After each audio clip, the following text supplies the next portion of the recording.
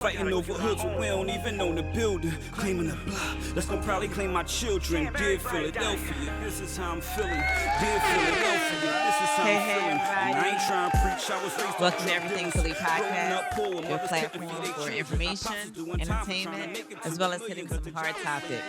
I'm Sharice. Lil Rob. Welcome.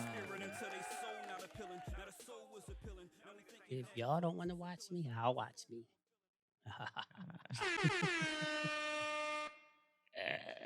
But you say you don't really like watching yourself on camera. I don't, but I like the comments.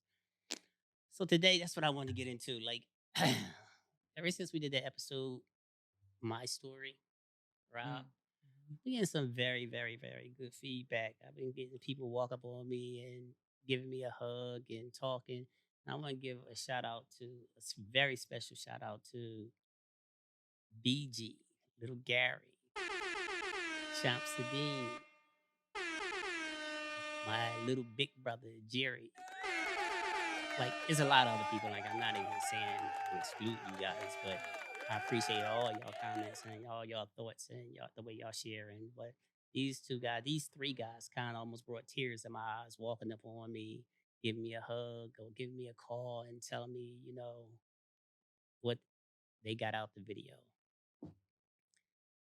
And it kind of goes to who you think you are in life, or the struggles you've been through in life, and somebody else coming and telling you that, bruh, like, that story was so real. Like, one of the guys came up and said, I never looked at you as a drug dealer. I always looked at you as Marty brother, because this is one of my little brother friends, and he grew up around us all his life. He's like, everything you said, I never paid attention to that. You was just Rob, Marty's brother to me. You never carried yourself like a drug dealer. And I give you big ups for that. He's like, man, my brother was watching you, and your story is so much like his story. It brought tears to his eyes because he just wanted to be like my dad. And, people don't even understand that struggle when you chasing behind somebody that you admire so much. And for you to be able to identify with that, that's powerful to me. Like, I always thought you was a strong brother, but, to hear you talk and the way you share things, it's like you're coming of age. You're becoming your own man. And that's what BG had hit me the hardest. Like, he came out and he was saying some powerful things. Like, he said every word that happened on the podcast. I'm like, damn, bro, you've been watching. He's like, bro, I watched it 3 times over and over because, I came up admiring you like you was him to me. And, to hear you say everything you saying, you're human to me now. And it's like something different. It's like a whole new level of respect. He was talking so good. I was like, bro, I need you on the podcast. Like, I need you to come on here and be a host because you're talking. You're talking that talk. Even though you're saying it's about me, but it's about you. He's like, yeah, because all my life you've been with your family. Like, it's always been y'all, either you and them or you and the kids or whatever. And people talk to me, this is what he was saying, like, I'm a chump or something because I want to be with my family. Because I want to be with my wife. I want to be with my kids. Like, I'm not man enough. My wife run my life. He was like, that's where my joy coming. I said, that's why you got her, bro. Like, this is why you got her. Like, you can't let somebody else take your joy and happiness away from you because they're not comfortable in life like you are. And he was like, I know, and this is why I needed to talk to you. I mean, I stopped work today just to call you and share these things with you. I'm saying the things he was saying was so powerful to me. Like, he was giving me a speech. He was just giving me my speech back. But just to hear somebody listen and understand and not just say, I heard you. Mm-hmm. And that took me back to where we at with our kids in the life right now and today. Like, they need to be heard. Nobody's listening. Nobody's listening. And that's why they're making the decisions that they're making because they're not being heard. Nobody's listening. They're not getting that advice. They're not getting that guidance. So they're doing the best they know how on what they know, which is social media. Another thing that was powerful for me, we went to church. Went to church once. Yeah. And that's the first time I stepped foot. Well, I'm not going to sit here and say it's the first time because when I came home, I wanted to surprise my mom. And that's what we did. Sunday, like me, my brothers and sisters, my wife, my brother for life, surprised my mom because we knew that was gonna be the best gift that she could ever get because she's been asking all of us to go to church and we popped up on her and you should have seen her. She was so amazing. She forgot our names. She forgot who was who. My brother's wife became my brother's daughter. My wife became my brother's wife. Like she couldn't get names together. She running around in church snatching people because it meant so much to her. It wasn't nothing to do with money or gifts or anything. Just to see her family and church supporting her meant the world to her, and that was the best feeling in the world. My sister came up with that idea. Love you, Mika. You should have seen her. You were sitting down the other end with Jerry, but did you see her? She just kept peeping around, going like this. And Jerry, I'm gonna grind Jerry up when I see him.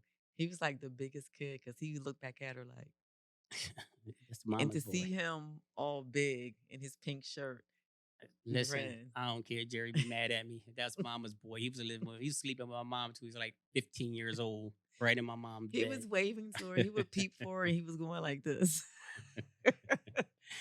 Yeah, but that was a beautiful thing. But you know, it has its perks and it had its no nos because I felt as though I'll never go back to church again because of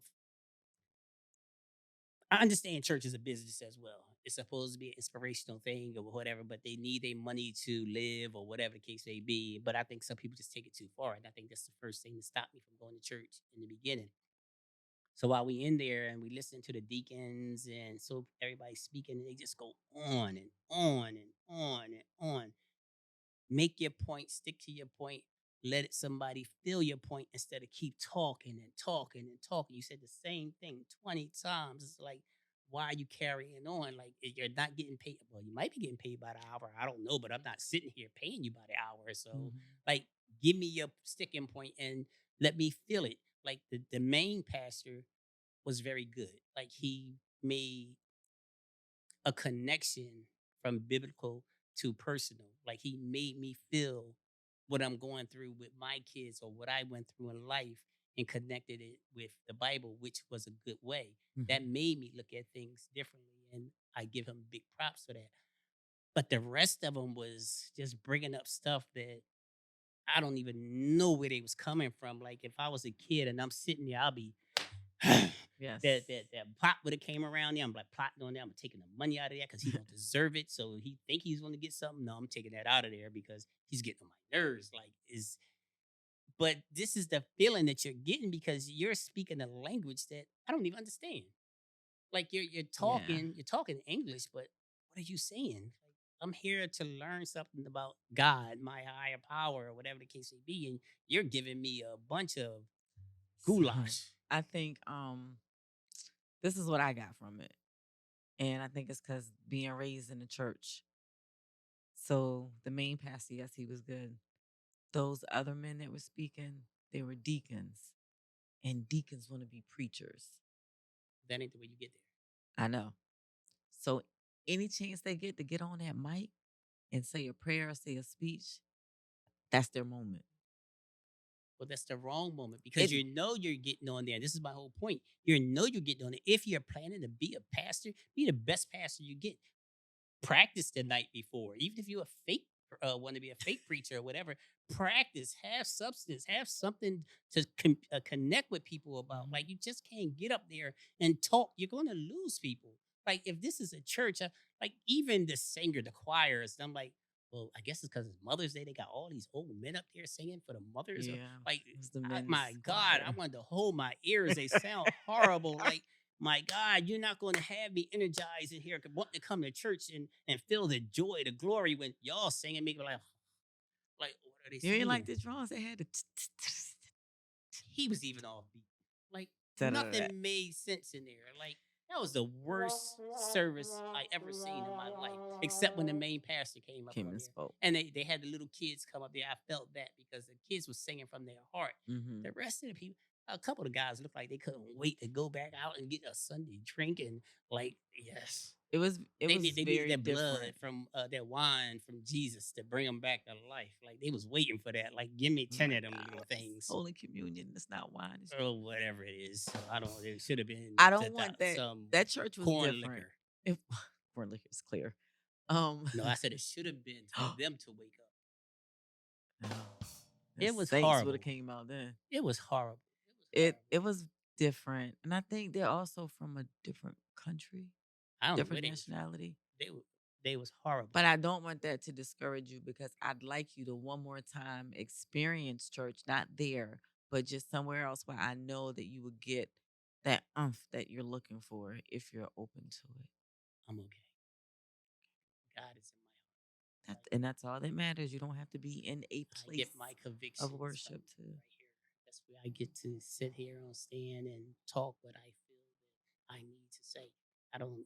I'm not saying I don't approve of church, Right. but it's not for everybody. You understand Okay. what I'm saying? Because I'm not one that go and hear. I'm one that goes and listen. And what you're saying, I want it to affect me. I don't want it to be going in my ear and out the other like a bunch of, you know, how you got a school teacher or a mother or a father or a husband or a wife or whatever, just it just becomes, they just keep talking and complaining so much that it just becomes a mumble jumble, mumble jumble, mumble jumble. And you getting frustrated because you're trying to understand, but the words they saying just ain't making no sense. And you're getting heated. Like you can't stop moving. It's like, we just got shut up. Like, That's why I got one more place that you can try. save it. And we can do it's a 1 hour So service. why don't you go? You're right. Okay, that's all No, I it's need. not even about why I don't go. I don't go because I haven't committed myself to go to church. And going on Sunday, sitting there, even though it wasn't the best experience, and I told you this when we talked about it yesterday, it did make me feel like I should start So when was the last going time back. you was at this church that's popping like you wanted to be? Probably it's been a few years because I No, it's haven't been been more to than a church. few years. Well, not literally 3 because we've been together 5, so it's probably like a year before we It just so got back happened to together, be that maybe a year or close. 2, right before Maybe COVID, like 15 years. right before COVID, not 15 years, no way. You don't even know if they got the same choir or the same preacher in that church anymore. Yes, they do. How you know? You reach Because out to them. the church has expanded. It's and I was going on Germantown, but when they expanded and left Germantown to come over here, I started coming over here on Saturdays. Yeah. One of the things that really, and this is not an excuse, but it's real, deterred me from going is I got tired of having to fight the crowd to get a seat, to find a parking space, stand in the line to get into church. That was really what made me like slowly They kind of have back up. they have sessions on TV, right? They definitely do have them I on could TV. watch it on Sunday morning. Would you? Catch a rerun on Monday. But would you? Tuesday. You're not gonna do it. Probably not. Anyway, But that was a good experience for me just to see my mom. Now, listen, I'm not going to sit here and fake it. Like I said, the pastor was very good. Like I got a lot out of him talking, listening to him, and I liked him. But overall, it wasn't for me. Like you say, take what you can and let the rest out that don't concern you. Yeah, you're right. I mean, it wasn't. If your mom were to ask me to go again for a special occasion or something, I would support. But that wouldn't be a place that I would consider my church home. But I'm glad that we went for her because I think that was like the most important piece, surprising her. The thing, and I don't even know what was. I kind of lost my train of thoughts because I got so caught up in this pastor thing. Like, we started talking about my little brothers that gave me some really good advice, and my little big brother that had me sitting outside freezing, talking with a t-shirt on because the things he got from the podcast is like it really inspired me to keep going because you get to that point where it's like if I was negative, we have a million views and everybody would be all over it, all with it. But because we trying to talk some positive stuff to change, our perspective to life, like let's get better. Let's get that unity back that we used to have. It's like, man, this guy's on some nonsense. Yeah, whatever. Let him waste his time talking. And to hear them come back and say what they said, because my one guy, Chomp Sadine, He came back. He's like, "Yo, don't give up, bro. I don't care what I gotta do. I'm gonna make people hear this because you should be number one podcast." Like that made me feel real good just to hear somebody actually feel what I'm saying because I'm not just talking to be talking. I'm talking about the things that really affected me, things that helped me become who I am in life, the problems that I went through, my trials, my tribulations, my good, my bad, like everything that carved me, molded me to be Rob of today. And I don't want nothing in return but to sit here and I do. I want to wash that status away that I came up with because that wasn't me. I was faking it, pretending the whole 9 yards. This is me. And I think that really affects what's really going on today because people may think that I'm still that arrogant Rob that ran the streets or whatever, even though I don't think I was. I'm lying because I used it. I used it to my fullest to cover my fear. So people may still think that's me today, but I'm here to tell you it's a whole different person. Like it's all about love with me from here on out. And I want that to be my legacy. I don't want my legacy to be, oh, he was a neighborhood drug boy and he did this and he did that. No. You don't want to be the drug dealer that No, I don't want to turned be his the B life boy. around. No. I want to be Rob's sissy son. That good old lady sissy. Gospel lady. Not her church though. Just You ain't gonna keep talking about her church. hey, listen, what we do is keep it 100. Like, we're not sugarcoating nothing. You're going to tell, like, hey, I hope these little conversations affect somebody. And there's only one person. Let's Absolutely. get our life together. Let's make this difference. Let's change. Let's be more happy. Like I said, let's stop faking like we want happiness, but being somebody else. Stop being a contradictional mode. Whatever that is. It just came to my mind and I wanted to say it. Miss English teacher that's always correcting I me. didn't say anything. I didn't correct you. She think that I am so much of an idiot that That is I not just say. true. If you were I an mean, idiot, I'm I not wouldn't. saying it like that, but I just say whatever come out my mouth. If it sounds good, you know what I'm talking about. They don't That's always it. sound good One though. of my favorite words that everybody always teases me. My sister get a kick out of this. What is Instead of Wi-Fi, he says Wi-Fi-er. it? Instead of Bluetooth, he calls it a Bluetooth. Let me keep going. I don't care. I'm not embarrassed.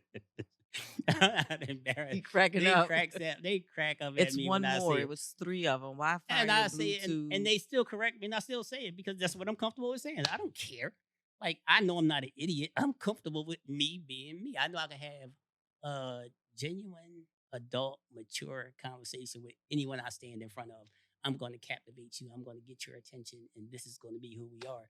And you may laugh at me, but guess what? I'm Right. gonna laugh right along with it because it's funny to me. I'm not because- laughing I'm not talking at about you. you. I'm saying anyone that I stand in front of Right. like my personality and the way I think is going to captivate them more than that little slip up or whatever. And it might be like he's human. He's cool. He's funny. Whatever the case may be, but I'm approachable. That's what I'm trying to tell you. Mhm. I'm not one of them guys who got a big head and sit here and say, "Oh no, you ain't in my level. You can't talk to me. Call me on Tuesday. That's my autograph day." No, like what was that movie? Here we go. You know I don't remember movies. Reds. They call him Reds, and he hung him outside the window when he's like, my what did he say was my appointment days or Monday through Friday. The movie, The Five Heartbeats. None of y'all don't know The Five Heartbeats. I don't remember that part. Oh my God, y'all young whippersnappers. They clueless. He said, "Oh my God." Classic. Yeah, Need to watch it. gotta watch it. Anyway, I'm trying to think of that third word. I can't think of it at all. Anyway, I'm so grateful for those who listen and comment and actually hear us out. And I very, very, very deeply appreciate you for even coming back and saying what you say to me because your words touch me just as much as my words touch you. And I'm going to keep digging. I'm going to keep pouring my soul out until we find a way to work together, love each other, and inspire one another. That's my goal. Good goal. So this was all for you guys. Gary, you promised me, Gary, BG, Little Jerry, whatever name you want to call yourself, you promised me that you're coming and sit right here and share some of your experience. You got your own story to tell, bro. And I love you. I was gonna ask if you invited them. Of course I did. Of course I did. I welcome anybody. I don't care if you think you somebody or you think you're a nobody or whatever. Trust me, you got a story to tell. No one's story is just alike. It may sound a little familiar, but your story could help somebody else. Absolutely. It's everything Philly. Everything Philly. Everybody. So All right. that's We it. wrapping it up. Wrapping it up. It's been real, ladies and gentlemen. Thank you for tuning in. Please send some comments. Talk to us. Make sure that you like. What is your name on Instagram? My gosh. He got a mic.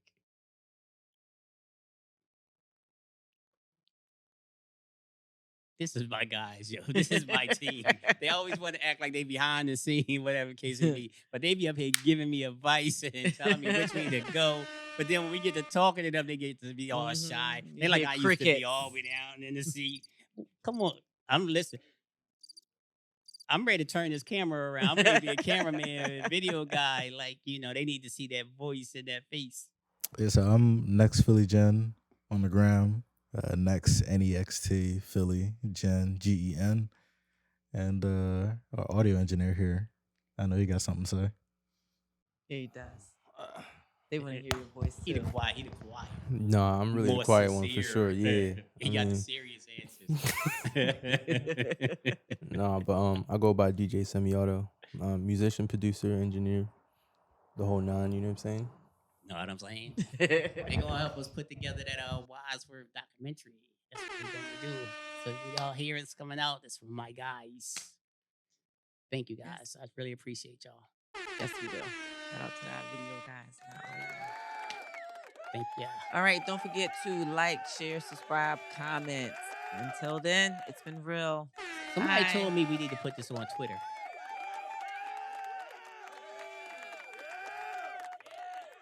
Here we come, Twitter.